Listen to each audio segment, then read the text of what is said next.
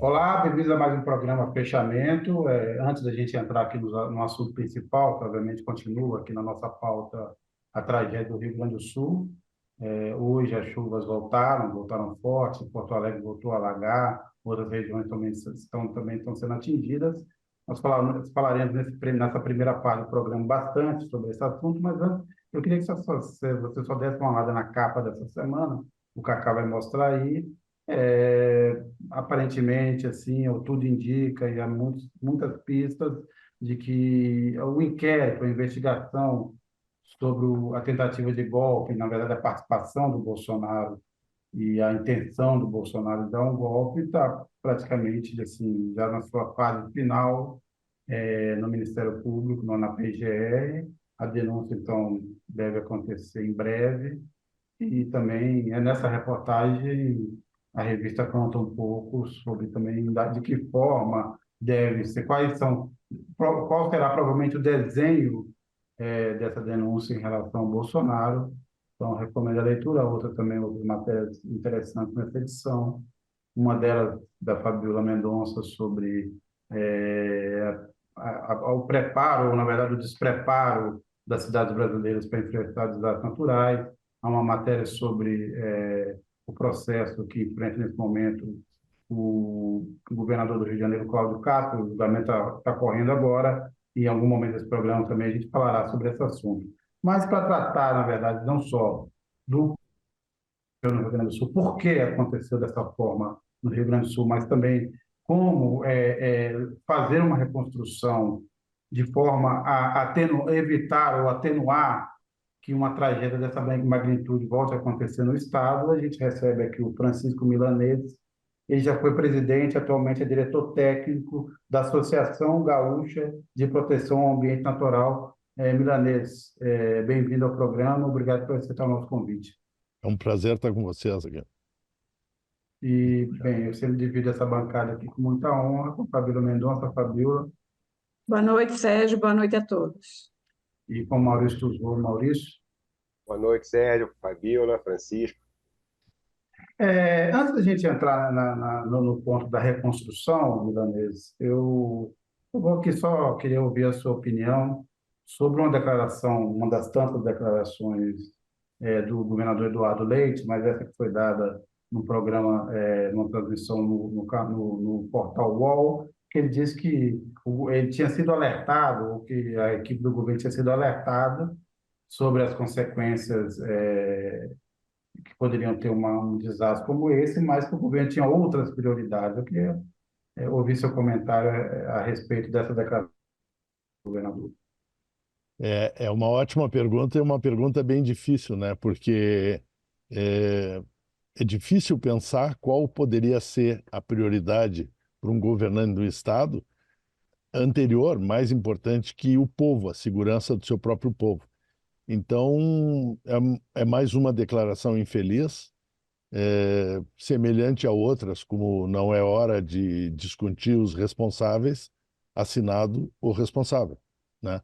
Então, são declarações absolutamente interessantes até de se analisar, mas eu diria que sim, é hora de discutir as responsabilidades, porque a única forma de evitar no futuro é que a gente esclareça agora o que causou e como podemos fazer, né? Então, nossa intenção é sempre proativa de resolver essas questões e impedir esse sofrimento todo, que é um sofrimento inacreditável, só vivenciando. Eu ouvia falar da enchente de 41 dos meus parentes, meus avós, e não tinha noção do que é o sofrimento das pessoas.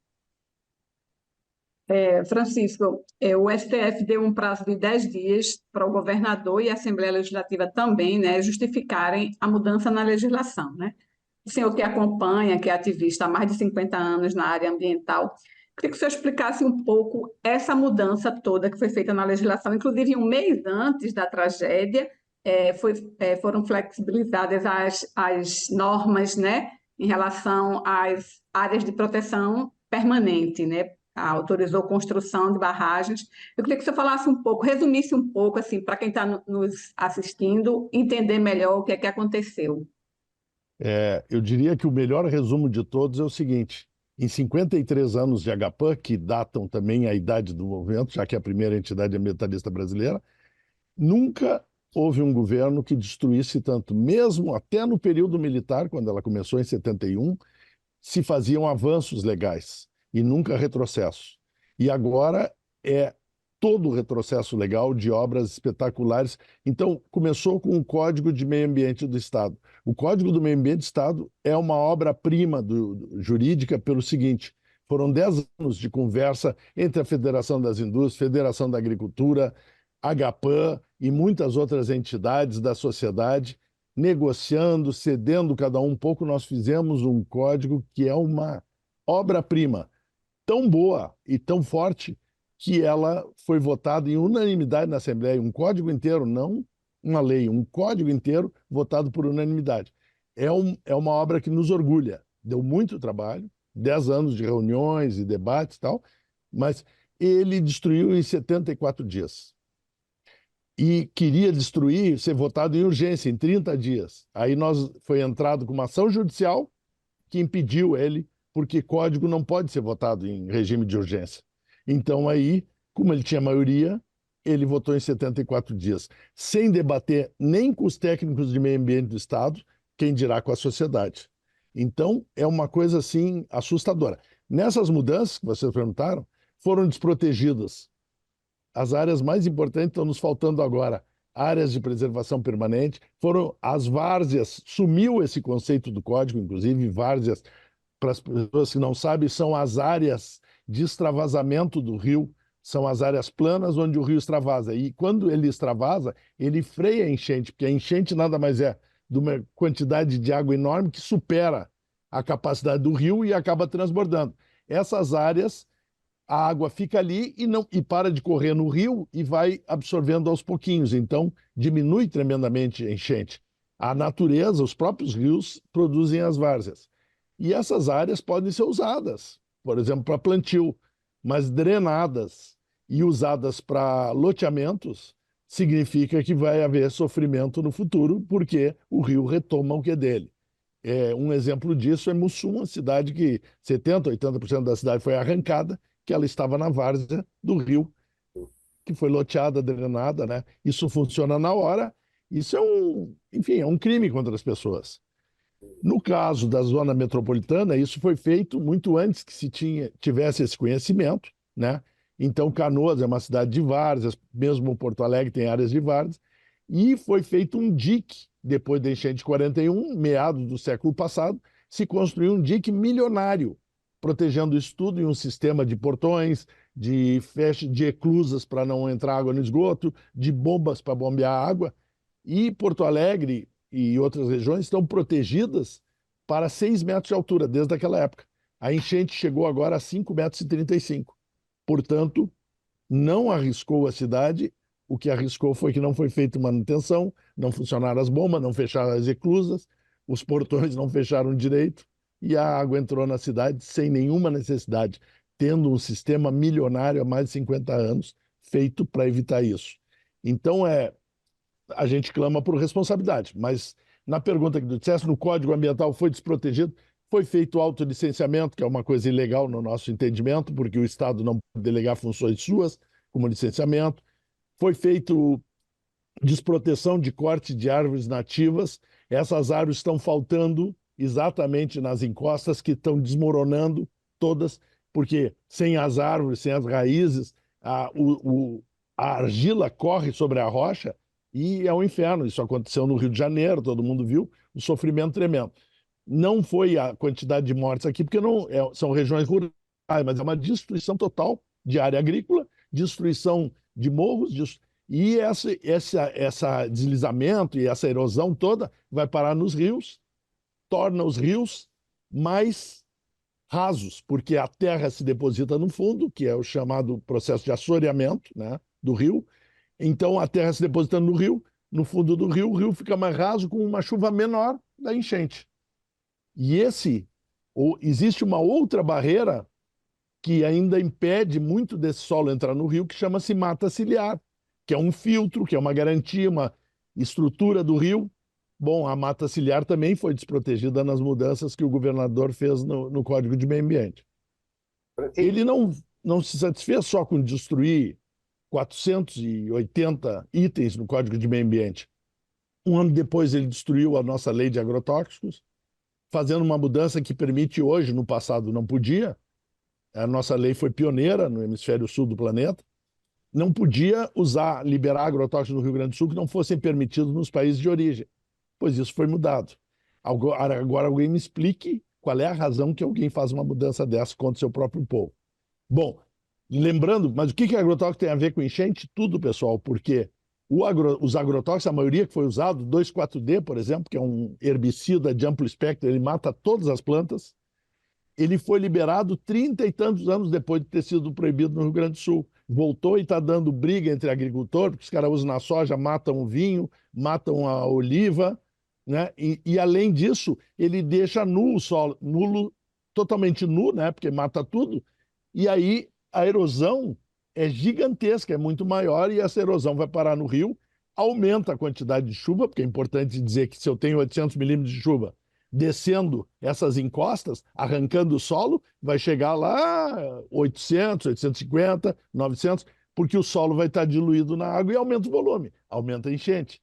Então, tudo é um sistema bem complexo, mas que a gente precisa entender para entender, inclusive, como é que combate isso, evita no futuro, e entender, inclusive, a responsabilidade de quem está fazendo isso sem saber o que está fazendo ou sabendo o que seria bem pior, né?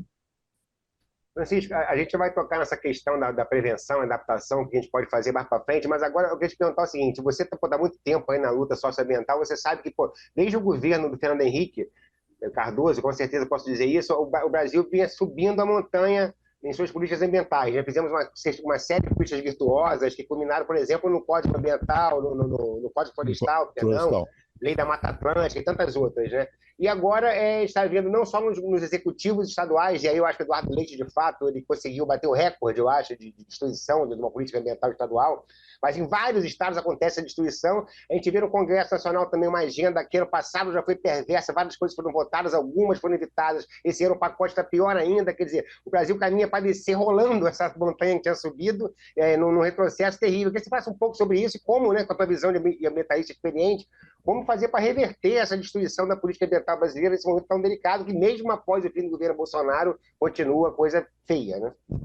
Bom, em primeiro lugar, eu acho que alguma parte dessa, uma boa parte dessa, pode ser revertida judicialmente, porque são leis ilegais. Só que existe uma característica muito específica da luta ambiental, que é o seguinte: nossas vitórias são provisórias, nossas derrotas são para sempre. Depois que destruiu um ecossistema, extinguiu uma espécie, nunca mais. Então a gente passa 200 anos lutando para proteger uma coisa, vem uma leizinha ali que antes do judiciário se mexer permite destruir, o pessoal destrói e depois diz é fato consumado, entende? Então nós estamos vivendo isso na Amazônia, nós estamos vivendo isso no Pantanal, no Cerrado. Então é muito, por isso a questão de precaução e prevenção que a lei ambiental traz. Nós, para reverter isso, o judiciário precisa trabalhar muito e rápido, por favor, porque são leis ilegais. Recentemente, agora, a última lei sancionada pelo governador foi dias antes da enchente, onde ele sancionou uma lei que, no nosso entendimento, é ilegal, inclusive, porque ela permite a construção de barragens, de reservatórios de água, dentro das áreas de preservação permanente. Ora, as áreas de preservação permanente são a fábrica de água. Ali que a mata absorve, a água faz penetrar, renovar o lençol freático, saem as nascentes dali. Ora, quem é que pode propor uma obra, que é uma barragem? É importante, é uma obra de produção. Ela guarda a água para irrigar, muito bem. Então, ela tem que estar na parte de produção e não na parte de preservação. Porque a lógica disso é mesmo que dizer assim, eu estou com pouca comida na despensa e a horta está produzindo, então eu vou ampliar a minha despensa em cima da horta. Eu não vou ter mais horta. Então é isso, é fazer reservatórios de água sem ter a fonte de água. É uma coisa assim que é, no mínimo, suicida para o agricultor, é especulativa, porque é o agricultor que não enxerga nada, não sabe nada, não entende nada, e ele quer plantar um pouquinho mais. Então, ele põe a barragem numa área de preservação. E destrói todo o nosso grande riqueza, que são essas áreas de preservação permanente, que fazem algum controle climático e alguma estabilidade de água também. Então, a gente vê que é uma coisa, parece que planejada para destruir. Nós estamos, o planeta inteiro... Desculpa, pode dizer, pode o planeta inteiro está clamando para ir numa direção e todos nós estamos vendo, a ciência está demonstrando, o IPCC, todo mundo está vendo que existe uma mudança climática e vão vir coisas muito duras. Nós não estamos caminhando contra o planeta, nós estamos correndo contra o planeta. É como se assim, vem vindo um caminhão te atropelar, então eu vou correr na direção do caminhão para morrer mais rápido. Talvez seja essa a lógica, diminuir o sofrimento, acabar logo com a espécie. Milanesa, a gente tem recebido aqui várias mensagens. A Sônia, só um minuto. O Gabriel Grabowski. Prazer escutar o doutor Francisco Milanês pela sua história, experiência e conhecimento. A Thaís Braga Alves Neves, maior ambientalista do Brasil, Francisco Milanês, um visionário. O Cícero Pinheiro, Bolsonaro não tem credibilidade para falar nada. Ele é apenas um negacionista genocida, irresponsável e incompetente. Ele foi o maior desastre ambiental e estão aí os resultados de um governo. E aí tem duas perguntas aqui, Milanês, eu vou encaminhar. Primeiro da Sônia Carneiro, um pouco nesse ambiente, na linha do que nós estamos aqui discutindo nesse momento, ela pergunta como responsabilizar o governador pela tragédia. E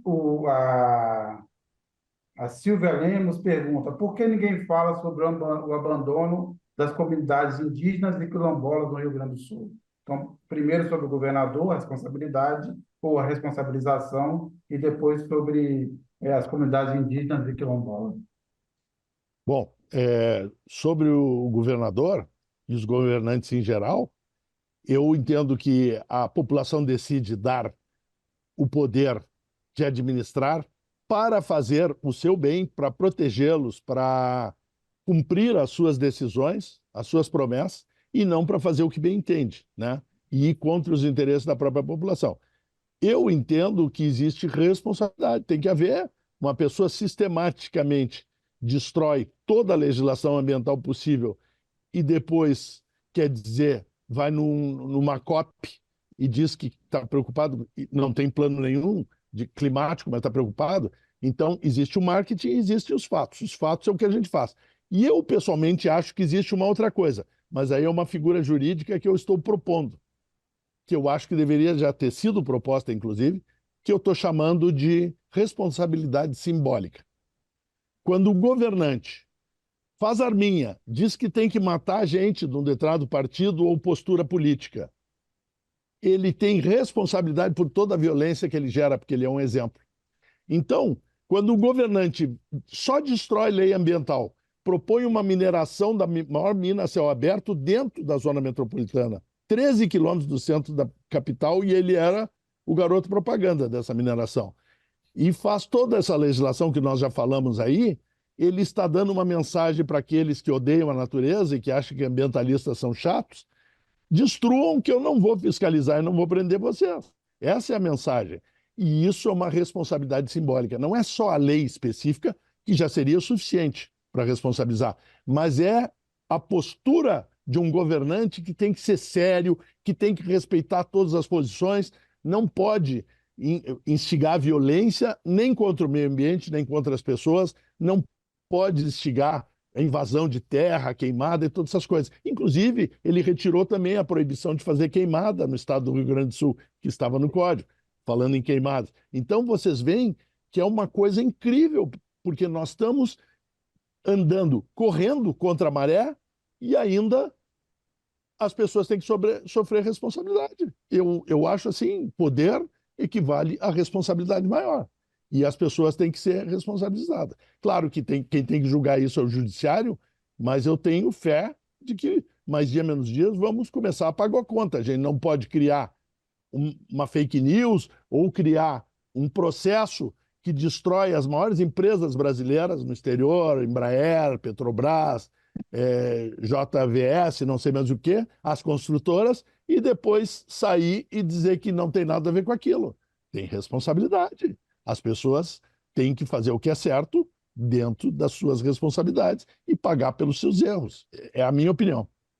E quanto às comunidades indígenas e quilombolas, do abandono, por que Bom, ninguém fala? Pergunta a Silva Lemos. Então, existem dois tipos de comunidades, né? As comunidades mais urbanas e as comunidades rurais, né? Essas comunidades urbanas têm sofrido em Porto Alegre, inclusive estão em zonas de alagamentos, quilombolas e indígenas também, porque todas, como todas as outras populações pobres, elas são expulsas para as áreas de risco. O que é área de risco? É área de encosta, porque tem deslizamento, veja-se o Rio de Janeiro, né? O acidente que aconteceu horrível, terrível, esses anos atrás, e as áreas de várzea que são inundáveis, né? Então, quer dizer, fazer uma pessoa que sofre a vida inteira para ter uma casinha, ter meia dúzia de coisas na casa, todo o seu trabalho está ali, perder isso tudo, né? Botar ela numa área de risco é um crime contra a coisa. E foi permitido, inclusive nas mudanças de Código Ambiental, o loteamento de várzeas, que não se chamam mais várzeas agora, mas de áreas inundáveis, desde que drenadas. A drenagem é uma piada, pois drenagem só funciona para chuva normal. Quando inunda, não tem drenagem, né? Aí tem que haver diques e outras áreas de proteção. Fabíola, deixa eu só complementar aqui mais uma pergunta, para a gente já entrar um pouco na discussão da reconstrução, porque eu pergunto o seguinte, Milanês, vai acontecer como aconteceu em alguns países, por exemplo, como aconteceu nos Estados Unidos, restarão cidades fantasmas no Rio Grande do Sul depois disso? Você terá que deslocar a população de algumas cidades para outro local? O que se prevê nesse momento? Isso. Tocaste numa questão muito séria. Em primeiro lugar, cidades como Eldorado, que foram praticamente arrasadas, toda ela é zona de várzea. Na minha experiência de vida, eu duvido que vão fazer isso. Teriam que ser alocados. E quem sabe até pensar, porque Eldorado separou em 90 de Guaíba, talvez ela tivesse que voltar à sede de Guaíba, né? E talvez seja um município que não tenha condições de existir independentemente, que é um município todo de várzea. As perdas lá foram gigantes. O sonho de qualquer região moderna hoje, na Europa, nos Estados Unidos, as cidades que estão pensando, elas criam coroas, compram e pagam e transformam em reserva zonas ao redor da cidade para serem reservas para purificar o ar, para limpar a água, para ter nascentes boas para a cidade, etc. Porto Alegre tinha de presente, sem investir um tostão, porque isso sai muito caro, criar esses cinturões, né, verdes, tinha de presente. Nós temos o Parque Delta do Jacuí, que é gigante, e temos 3 regiões enormes em Eldorado, que foi arrasado, em Santa Rita, que é do lado de Canoas, e Viamão, que é do lado oeste de Porto Alegre. Grande área de plantação de arroz orgânico. Isso é equivalente a filtrar a água, porque não entra nenhum agrotóxico, é proteção, é tudo mais. E então, vários assentamentos do MST foram arrasados, perderam as casas, a produção. Agora, essas áreas, quando utilizadas como áreas molhadas para o arroz, elas são coerentes, né? Só que, claro, quando houver uma inundação, vai perder a safra, ou se for na época da safra, né? Isso aconteceu. Mas perder as casas, as pessoas terem que morar nesses lugares, é que é absolutamente inadequado, porque são áreas, são várzeas. Embora o Código de Meio Ambiente do Rio Grande do Sul não chame mais de várzea, não tem a classificação para isso. Foi retirado o conceito do código também. Mas isso é muito perigoso. E eu queria completar só uma coisinha. Eu conheço vários quilombos no interior, e a tendência, infelizmente, é que esses quilombos também são em áreas de risco, porque é o que sobra para as comunidades, né? Não é o filé mignon, vamos dizer, da área rural. Então, eles sofrem problemas de alagamentos, desculpe, e inclusive outra coisa que é falada são as ilhas de Porto Alegre. Essas não há, tem populações ali, é um parque, mas tem populações que foram mantidas as originais, que são de pescadores, o nosso arquipélago é de ilhas de areia móveis. Então não tem como fazer dique, não tem como proteger. Mas ali, os que são pescadores, não o pessoal que está fazendo moda dali, mas quem é pescador, ele sabe viver com isso. Eles fazem casa de palafita, eles têm canoas. Então eles estão acostumados há 200 anos, 260 anos, são açorianos descendentes, a viver nessa... E é muito diferente, né, do que as pessoas que compram sua casinha numa área que era para ser seca. Milanesa, eu queria falar um pouco agora sobre prevenção, né? Porque o próprio governo federal tem dados que mostram que o Brasil tem quase 2.000 municípios, né, suscetíveis a tragédias como a do Rio Grande do Sul, né? Isso representa 35% dos mais de 5.000 municípios. Um outro dado interessante é que apenas 13% dos municípios têm plano de redução de risco de desastre. Então, eu queria ouvir o senhor, né, quais são as alternativas que ainda restam, né, porque diante dessa tragédia toda e dessa pauta antiambiental que corre de uma forma muito acelerada, né, como a gente pode controlar os efeitos da crise climática. E aí eu queria que o senhor falasse também um pouco da solução soluções com base na natureza, que está sendo muito defendido pelos ambientalistas. Perfeito. Então eu vou dividir essa resposta em área rural e área urbana, porque são características diferentes. Então eu diria o seguinte: na área rural, as pessoas dizem não tem como recuperar as APPs, as áreas de preservação permanente foram cortadas. Tem, e é a coisa mais barata do mundo. Ah, mas plantar... Não, não tem que plantar, os passarinhos plantam, os animais plantam, os gambá, os coati plantam. Tem só que cercar para não deixar entrar gado e destruir. Em 2, 3 anos, já vai ter o começo de uma sucessão ecológica que já vai segurar e reter muito solo. Importante dizer, por exemplo, que na encosta, quando a gente tem a mata na encosta, que é essencial para não haver deslizamentos e para não haver perda do solo, que é a riqueza do agricultor, né? Se o solo vai embora, o solo é uma camada fina, fértil. Fica subsolo que não serve para nada na agricultura. Então, para reter isso, floresta de novo. A floresta pode ser permeada também de agrofloresta, que hoje existe científica e tecnicamente, todas as soluções maravilhosas, altamente produtivo, investimento mais baixo e resiliência maior, porque é isso que nós precisamos para... Então, resiste à chuva, resiste à seca, a agrofloresta é uma loucura. Bom, debaixo da agrofloresta vai haver terras mais planas, onde é plantável. Uma agricultura mais normal que poderia e deveria ser orgânica, na minha opinião, que é muito mais lucrativa, com muito menos investimento e maior resiliência. Esta agricultura vai... O pouco que vai ver de erosão, havendo a mata, a erosão diminui muito, mas essa fertilidade aí vai para a agricultura, não vai para o rio, escorre para a agricultura. E da agricultura vai para a várzea, onde pode, eventualmente, dependendo da várzea, plantar arroz, que também aproveita essa fertilidade, sempre protegendo o rio. E a mata ciliar é só cercar e deixar ela crescer de novo, porque ela é um filtro para o rio e ela também controla o rio, o próprio extravasamento do rio, e ela desacelera a água para chegar no rio. Porque muitas vezes as pessoas não se dão conta, mas a enchente não é a quantidade de água, é a quantidade de água por tempo.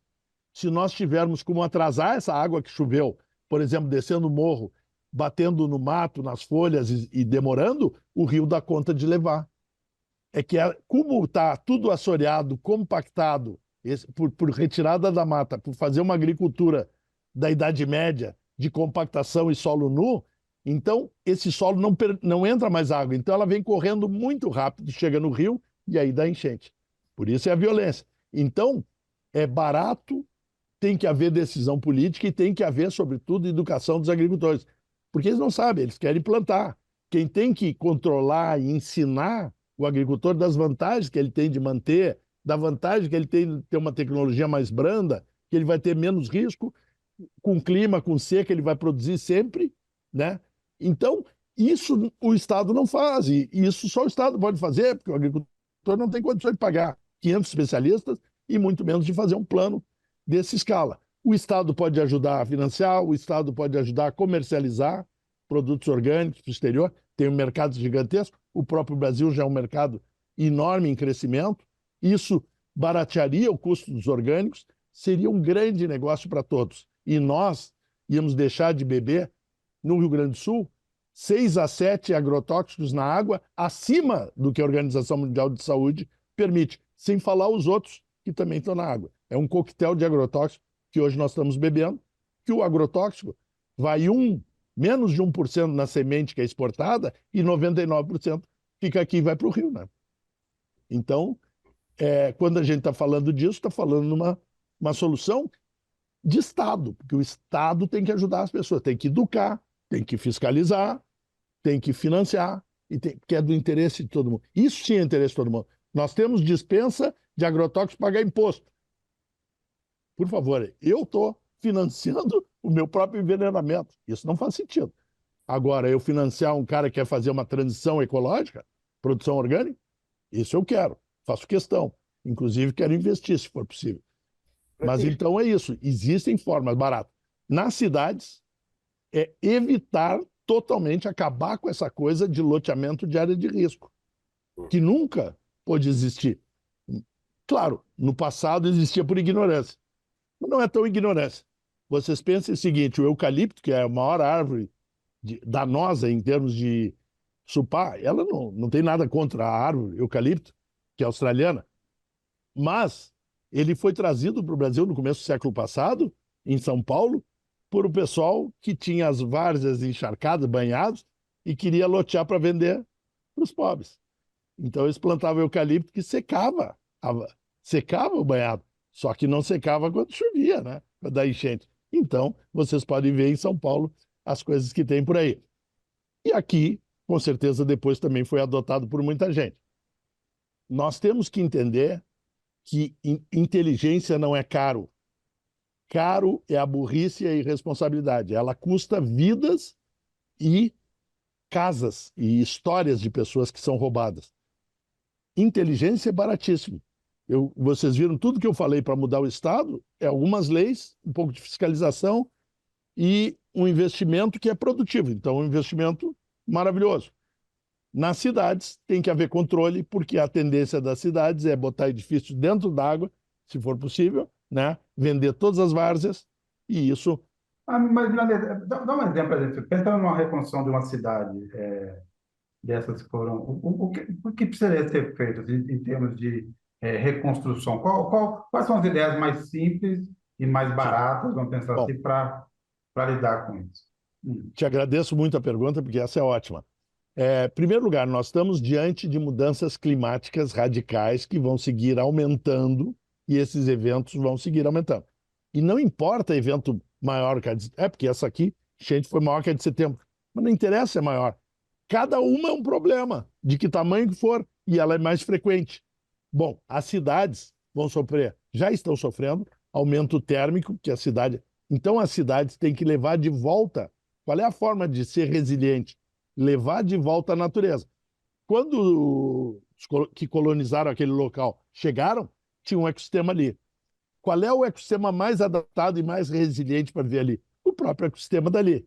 Porto Alegre, por exemplo, pitangueiras, butiazeiros e muitas nativas são as árvores mais indicadas, que elas estão acostumadas com esse solo, elas resistem à seca, resistem ao excesso de chuva.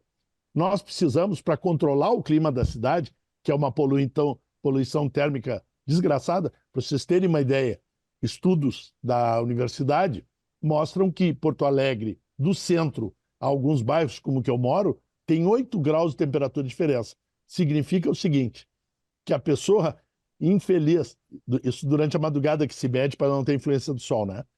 A pessoa infeliz que está a 30 graus rolando na cama, não consegue dormir e descansar, ou gasta uma fortuna em energia para dormir, eu estou a 22 aqui dormindo maravilhosamente, quem sabe até com lençolzinho. Então, vejam, pensem isso em escala, o absurdo de energia. E o que foi relacionado pelo Centro de Ecologia da Universidade Federal do Rio Grande do Sul? A arborização. A arborização. Então, as cidades que querem economizar, ser inteligentes, têm que arborizar. Nosso prefeito aqui, infelizmente, hoje, é inimigo, é o cara que mais cortou árvores na história. Chegou a pedir publicamente motosserras emprestadas para cortar mais, que as árvores são perigosas. Por exemplo, se vocês olharem sobre árvores e perigo e vendavais, que é uma coisa que nós inventamos, né? Nós não tínhamos ciclones no Brasil, agora temos, ou anticiclone. Vocês nunca vão ver uma casa ser destelhada, arrancada, destruída com chuva sempre, né? Porque tem vento, normalmente tem chuva, se for no meio das árvores. Aí diz, mas uma árvore caiu, quebrou uma casa. Sim, às vezes elas caem e causam prejuízo. Mas destelhar nunca, porque o vento acompanha a superfície e as árvores protegem as casas. Então, são coisas que ninguém diz, as pessoas só dizem coisas absurdas, como árvore suja a rua, ou caem em cima de carro, mas elas prestam um serviço gigante. E agora, com a mudança climática, então, nós temos que aumentar a permeabilidade do solo urbano, porque as pessoas têm mania de passar laje no pátio inteiro. Isso tudo faz o quê? Enchente, né? Isso tudo, porque como não permeia, corre toda a água. Quanto mais a gente põe piso, mais ela corre rápido. E aí ela junta no lugar mais baixo. E mesmo que tenha boca de lobo, tudo funcionando, vai dar perda de carro e tal. São Paulo sabe bastante disso.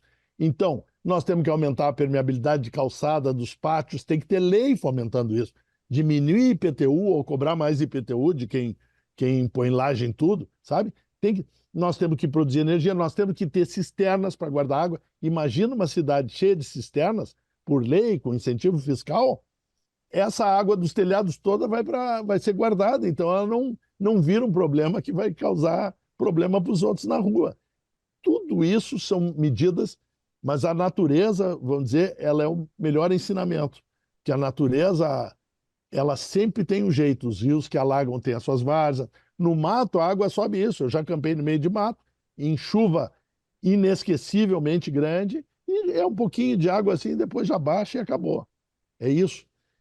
Nós precisamos ouvir mais a natureza para, pelo menos, enganarmos que somos inteligentes, em vez de destruí-la e só fazermos coisas que nós acabamos pagando a conta. E que a primeira... Não, diga. A principal conta que nós enxergamos é a saúde humana. O número de gente com problemas nervosos, Alzheimer, autismo, que está crescendo assim numa exponencial, tudo ligado ao agrotóxico.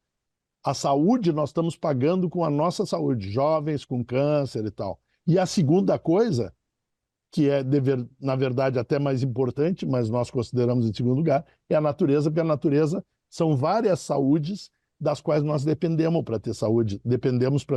Então, nós estamos prejudicando todo um sistema que está prejudicando a nós mesmos. Depressão e todas essas coisas é falta de arborização urbana e vida na cidade. As pessoas estão sozinhas, a solidão é depressão. E isso, claro, mais somado a uma visão de ódio, de cancelamento e tal, isso tudo dá um filé mignon para as pessoas se deprimirem. Milanês, obviamente essa conversa estava excelente, espero que a gente tenha a oportunidade, na verdade, de recebê-lo aqui em outros dias, em outros programas. Eu agradeço muito a sua disposição e essa explicação que nos deu aqui nesse programa de hoje. E, bem, obrigado e até uma próxima. É um prazer, estou sempre à disposição aí. Parabéns pelo trabalho de vocês. Obrigado, um abraço. A gente está, nesse momento, corre aí o julgamento no TRE do Rio de Janeiro, no Tribunal Regional Eleitoral, do processo de cassação contra o governador Cláudio Castro, nas denúncias de uso político e eleitoral de cargos em universidades. O Maurício Tuzou fez a matéria essa semana. Maurício, bem, até o momento que esse programa começou, o julgamento estava 2-2, ainda faltavam 3 votos. Então, por favor, dá uma atualizada para o pessoal aí da situação nesse momento, se realmente esse julgamento acaba hoje e qual a perspectiva no seu entender. Sérgio, o Cacá viu para a gente agora há pouquinho, continua 2-2 o julgamento, tá? Só explicando, o governador do Rio, e assim como o vice-governador e o presidente da Assembleia Legislativa também, né, estão incluídos no processo, acusados de abuso de poder econômico. Essa votação, durante a campanha, essa votação está se passando no Tribunal Regional Eleitoral do Rio de Janeiro. São 7 ministros, está 2-2, o 5º ministro está votando nesse momento. Não dá para captar o teor do voto dele, qual vai ser ainda, mas o fato é que esse julgamento, se não terminar hoje à noite ainda, Sérgio, deve terminar amanhã. E lembrando que, mesmo que seja decidida a cassação do governador do Rio, ele ainda pode apelar, recorrer ao TSE, né, ao Tribunal Superior Eleitoral, quer dizer, isso é coisa que ainda vai mais para frente. Mas eu explico na matéria mais, sem querer vender o peixe todo, mas porque é uma matéria interessante de ler, inclusive conta a história, né, essa que eu chamo de maldição do Rio, que é o fato do Cláudio Castro ser o sexto governador de voltas para a justiça, né, dos últimos 7, ele é o sexto que pode ser cassado e ou preso.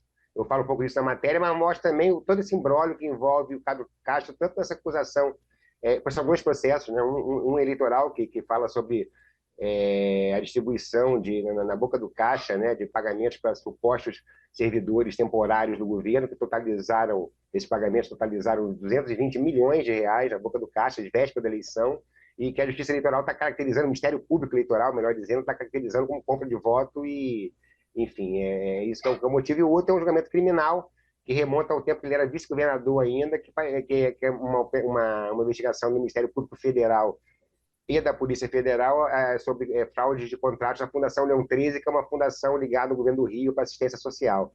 Quer dizer, a matéria conta tanto o caso atual que está acontecendo, como também houve algumas pessoas especialistas sobre essa chamada maldição do Rio, que a maldição não tem nada, né, fruto de uma série de equívocos e desvios políticos ao longo de décadas já, mas conta um pouco dessa cadeira elétrica, como a gente chama, que é o governo do Rio, é a cadeira de governador no Palácio Guanabara. Certo? O Carlos Almeida aqui pergunta como é que todos os governadores do Rio de Janeiro, desde o fim da ditadura, terem ido em cana, menos o Brizola e a Benê. Não, teve Marcelo Necato. Marcelo Necato também terminou o mandato. Moreira Nem Franco todos, também. Né? nem todos foram em cana, alguns já foram, outros foram denunciados, mas não chegaram a ser presos, mas realmente é uma situação muito complicada. Agora, não dá para prever, Maurício, é isso, quer dizer, você acha que a tendência desse julgamento do TRE seria... A política aqui no Rio ela é muito difícil de ser analisada, né? O Cláudio Castro hoje, embora seja um governador reeleito, né, em primeiro turno, ele goza hoje em dia de um desprestígio político inédito para alguém nessa situação, entendeu? Ele vendeu a Companhia Estadual de Águas e Esgotos, a SEDAI, por 26 bilhões. Esse dinheiro foi fundamental para uma série de programas que foram lançados no ano eleitoral junto às prefeituras. Só 6 prefeituras de todos os municípios do Rio não apoiavam a eleição do Cláudio Castro. Mais de um ano e meio após a eleição, ele está um pouco abandonado. Hoje em dia, a gente vê a figura muito forte do presidente da Assembleia Legislativa, justamente. E aqui no Rio, né, você vê como, assim, enfim, só para citar um exemplo, para bom entendedor, Domingos Brazão era conselheiro do Tribunal de Contas do Estado. Quer dizer, a justiça, os órgãos públicos, o judiciário, o executivo, o legislativo aqui no Rio se misturam muito com os interesses políticos, né? Quer dizer, isso torna imprevisível o resultado dessa eleição, como mostra o que aconteceu até agora, né? Ministro com votos, com perfis, perdão, parecidos, mas, no entanto, a votação está 2-2 em relação à cassação, por enquanto. O Admilson Oliveira, que está nos acompanhando, ele entra no outro assunto também, que tem a ver com justiça eleitoral. Ele pergunta, a TSE resolveu, quer ver Moro no poder? Bem, eu respondo aqui rapidamente ao Admilson. Acho que não, Admilson. Eu acho que, no fundo, todo mundo viu que seria, talvez, dar mais trela ao Moro, tirando ele do Senado, do que mantendo lá. Moro é um morto-vivo, né? É uma alma penada caminhando pelos corredores do Senado, totalmente irrelevante, não tem influência, não tem nada.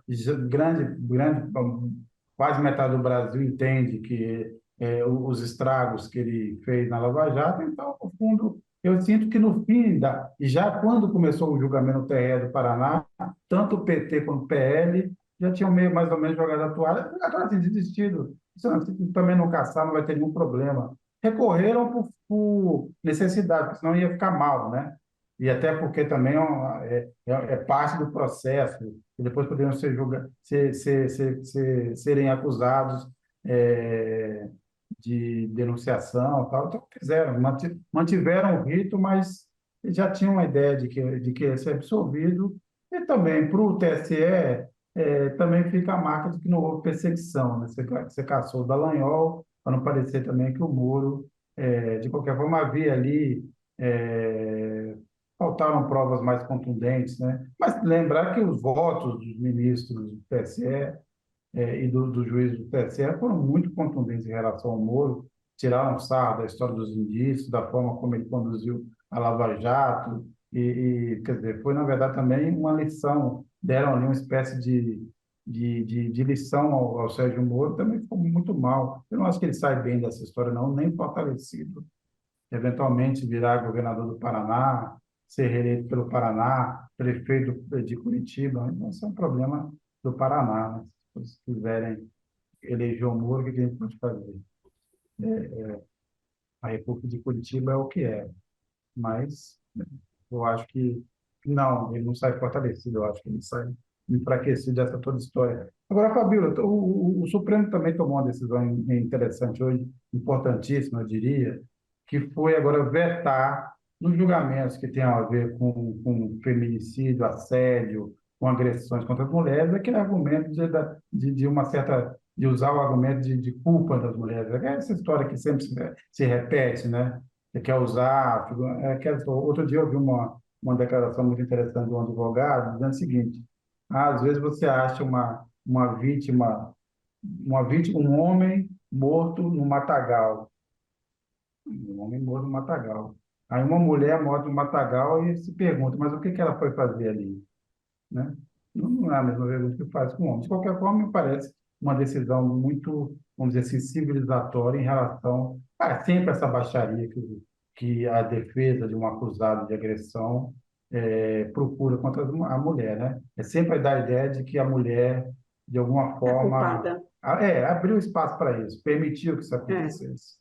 Eu Isso queria é te uma narrativa ouvir. histórica, né? Isso daí já não é nada novo, se repete ao longo da história, né? Se a mulher usa uma roupa curta, usa uma roupa mais decotada, ela está provocando, como se ela não tivesse direito sobre o seu próprio corpo, né?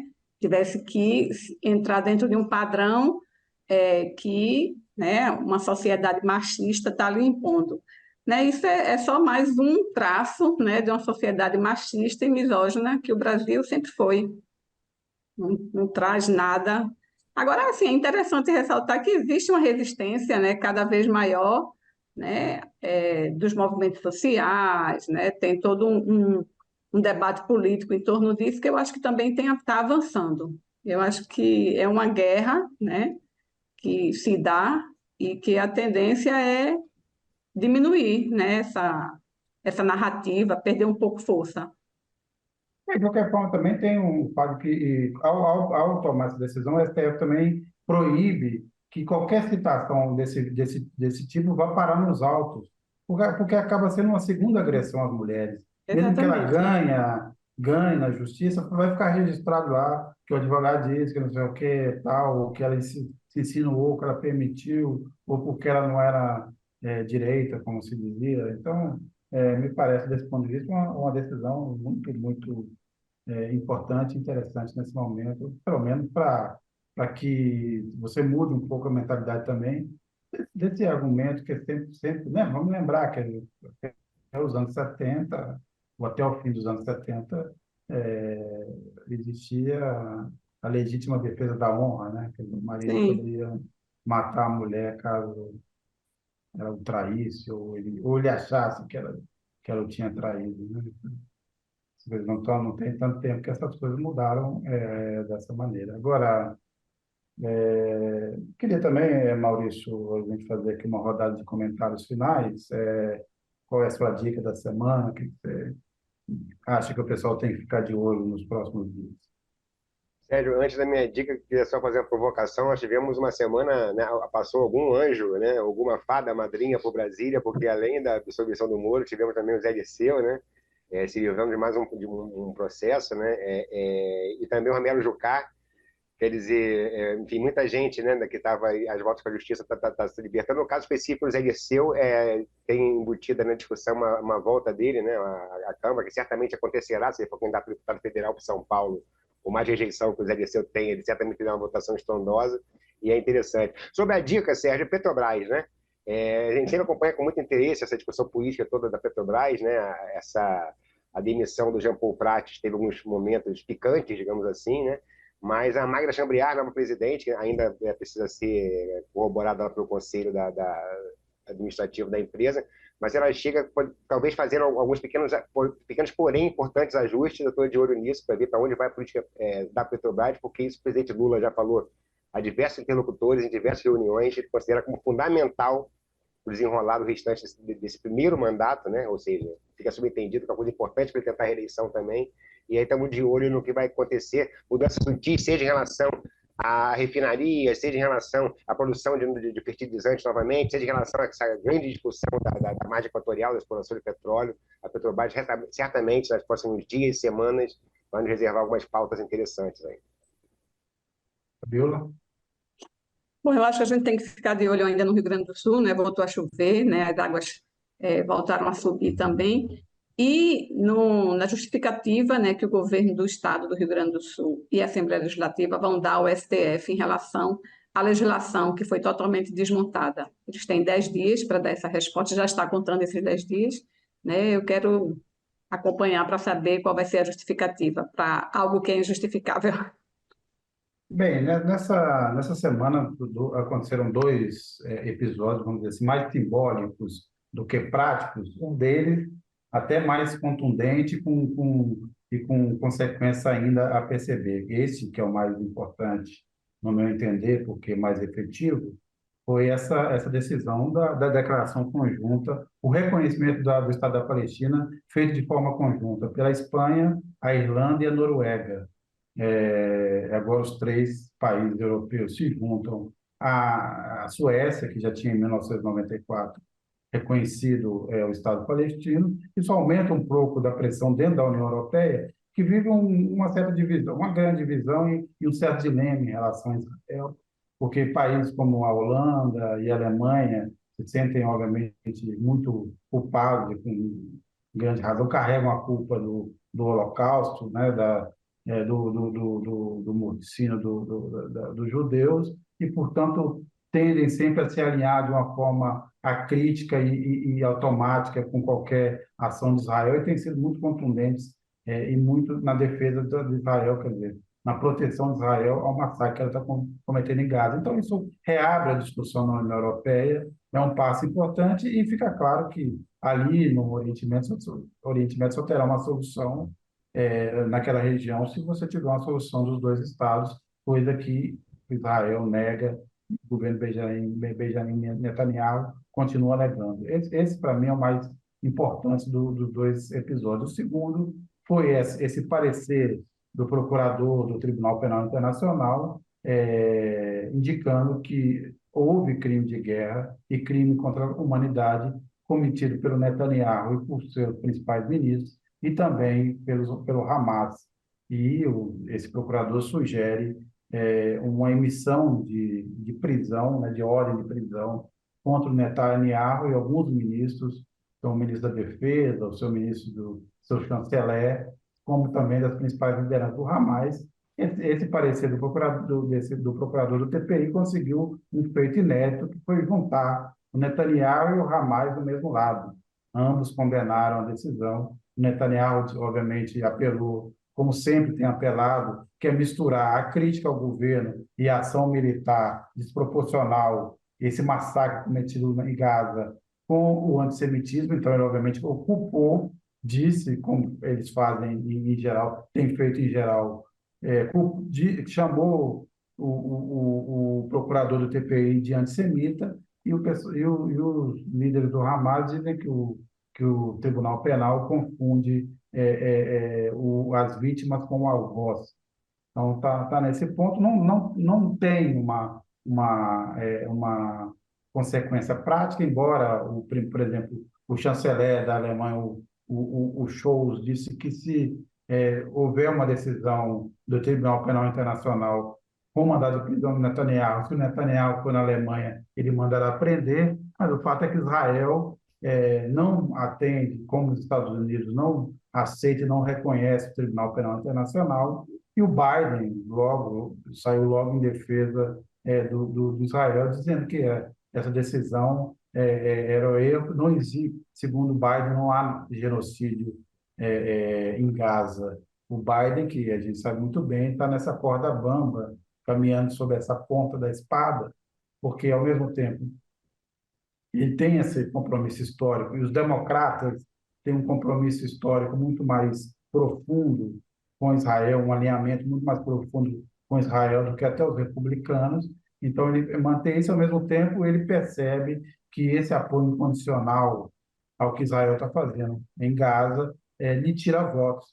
Nesse momento, o Biden, se a eleição fosse hoje, o Biden perderia. As últimas pesquisas mostram que daqueles 6 estados que são chamados os estados decisivos, aqueles que variam de eleição para eleição e não são nem democratas nem republicanos por natureza, por princípio, em 6 estados, em 5 deles, o Trump está na frente com uma vantagem de 1 a 6 pontos. Uma situação muito difícil do Biden nesse momento, mas esses compromissos históricos dos Estados Unidos e do Partido Democrata com Israel deixa ele numa saia justa. Israel continua atacando Rafa. é, Hoje teve mais uma série de ataques. As tropas israelenses estão cada vez mais próximas da cidade. Cerca de 8, ali estavam confinados mais ou menos 1,5 milhão de palestinos. É o último refúgio dentro de Gaza. 800 mil já saíram às pressas, porque Israel ainda ameaça fazer uma operação terrestre de grande envergadura, que eu tenho chamado seria o massacre final, no caso de Gaza. Mas, de qualquer forma, também toda essa pressão internacional tem levado a uma tentativa de retomada das negociações entre Israel e Hamas, mas todas até agora fracassaram. Então, portanto, não há nenhum motivo para acreditar que essa, nesse momento, se retomada, terá um destino melhor do que aconteceu até agora. O Netanyahu já tem falado, por exemplo, no plano de reconstrução de Gaza, ou seja, Israel quer ocupar Gaza, segundo ele, quer desmilitarizar Gaza, mas, na verdade, eles querem meio que transformar aquilo numa terra arrasada, sem possibilidade de reocupação dos palestinos.